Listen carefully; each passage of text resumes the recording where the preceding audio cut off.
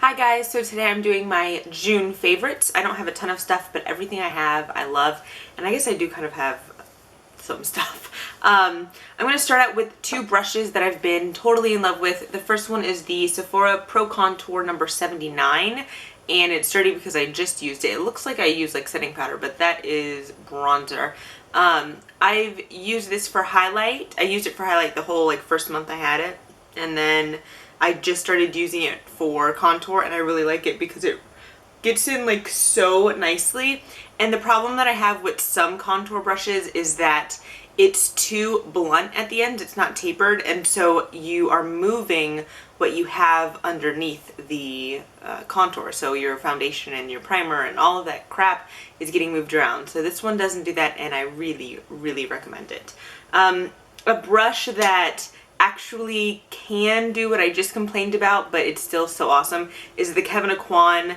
I think it's just called, yeah, the contour brush. First of all, like the handle is gorgeous. It is wood encased in like acrylic, and then it's a very small little brush. That means the same thing, small and little. So you can compare it, like the 79 is a small brush, but when you compare it to the Kevyn Aucoin, it looks huge. This is fantastic for contour, especially when you're doing like very deliberate targeted contour, so like your nose, or if you want to like go like in the hollows, way in the back and not do it like a full contour. This is awesome. I love it. I'll move on to something else that's Kevyn Aucoin to keep with that, and it is the, I think it's the Contour Book, or the Sculpting Book or something like this. I'm so surprised that I even got this. I usually hate these kinds of like value palette kind of things. However, I really wanted the Celestial powder in Starlight, I think it is, which is this one right up here, and I ended up liking a lot more in the palette than I thought I would. So I bought it for this. It is a gorgeous highlight, and then I also used this Celestial powder in Candlelight. So those were totally worth it. And then these two, one is Shade and Dark Brow, and the other one is Define and Warm Brow. I used for my brows like the entire month, well, like half of May and then most of June. So these like really were worth it. And then the Sculpting powder I thought was going to be too light, but it is not. Like, it definitely shows up. Sometimes it shows up like too much and I have to blend it out. So if you were wondering about this little palette, it's definitely worth it. Especially because the full size of any of these isn't that big, so it's not like you're getting like less bang for your buck. It is like kind of a value. It's not like the best like discount. I can't remember how much less it is than buying them singularly, but it definitely was worth it for me. So totally dig that. Another palette I'm in love with is the Viseart or Viseart, I'll never know, the Neutral Matte palette. I had been wanting this for a really, really long time, and I just didn't want to buy it because of the cost, but it really is a good investment. And I'll tell you, I have the Shade and Light Eye palette, and I think they're super similar. The only thing that it's really missing is that this has that really gorgeous like sienna color, like a dark orange, like a rusty kind of color, and this one doesn't have an exact match to that. And this one I feel like has more of the neutral browns, which is what I gravitate towards anyways. I use this like every single day in my crease, and then some days I'll do like a whole on matte eye, but most often than not I have it in my crease. Like today I have this color right here. I wear the orange non-stop. It's gorgeous. Everyone's right. It looks so good. Now when I put my brush in it, sometimes like a little bit of like fallout will kick up, but when I put it on my eyes, that doesn't happen. It's the weirdest thing. It's like I'm blending and nothing falls down onto the top of my cheek, so definitely recommend it. I don't even know where to go next. I guess I'll do this. Seems so out of order, but it's the Smashbox Always Sharp Lip Liner in Nude Medium. I don't know if they sell them by skin color anymore, but I got mine at a CCO and I love it. I'm not wearing it today because I wanted a little bit more pink in my lips, even though you can't tell, like they're super nude. But I wear this almost every single day. I draw in my entire lip so that my lipstick lasts a little bit longer. This is the Giorgio Armani Maestro Eraser. I'm in number 4. I love this stuff. It is super, super liquidy, like crazy liquidy. I keep mine like this because it will like drip out. It's so liquidy that it doesn't want to stay in the bottle. And I don't know if can you see that? It blends in so nicely, and it's very emollient, so you feel like you're being like hydrated under your eyes when you're using it. So I really like it. Of course I don't have it on today. I'm trying to use up my Tarte Maracuja concealer. So as soon as I'm done with that, I will be going back to the Armani. I think that the Armani is like my ride or die, but I know that's like a big commitment to make, so I'm not sure if I'm ready. Next I have the NYX Intense Butter Gloss in Chocolate Crepe. This shit is awesome. It is a beautiful color. I'll actually put it on top of what I have now. It's so gorgeous. I guess I could wait until I was done applying to talk.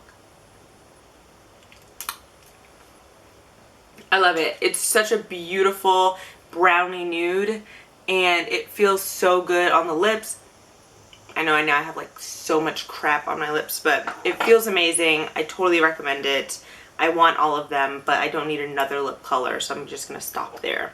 This is the Topshop Glow in Polished. It's just a tiny little tub of highlight. It's a cream highlight, and it is beautiful. I took way too much out of that. It is just so pretty. I typically just like dunk a little brush in there and apply it to my face. I've been using the Sephora Mini Mineral Powder number 45, this tiny one, and it's like perfect to just like dunk in and then start blending. It really is just like really pretty, and it reminds me of my Makeup Forever Star Powder in 943, 953, something like that, because it has like a pinky gold sheen to it, and I love it. This is the Armani Maestro Liquid Summer in 110. So the original I think was like 90, not $90, number 90. And I had swatched it in a Saks, and because I wanted to see what it looked like before I, dove in. And the 90 just seemed really orange to me. Now all of them have kind of like an orange tinge to them, so if you don't like that, you're not gonna like this. So when they came out with their extended line of colors, I bought the 110, which I think is the darkest one, and now Sephora has the 110. I bought mine on Nordstrom, and because they have an amazing like free shipping and returns and all of that kind of stuff. What I do is I use this right here that I got at a craft place, I think like AC Moore or Michael's I got it at. And it was like $1 or $2. And I just use, it's like a little medicine dropper, and I drop one little dot in. Here, I'll actually show you because then I'll swatch it on my hand. And that is enough for like both of my cheeks. And then I use like a small stippling brush, or I use the Real Techniques contour brush, and I like dip it in, and I like to work pretty quickly with it because it does have a tendency to like just stay wherever you put it. And it is just a gorgeous, very natural, I mean, that's a very heavy swatch, but it's a natural looking contour. Like it looks like or not even really like natural looking contour. It looks like you went to the beach, you got an amazing suntan, and your face is contoured now. Like you see how, especially for me, like that just looks like my skin but more tan.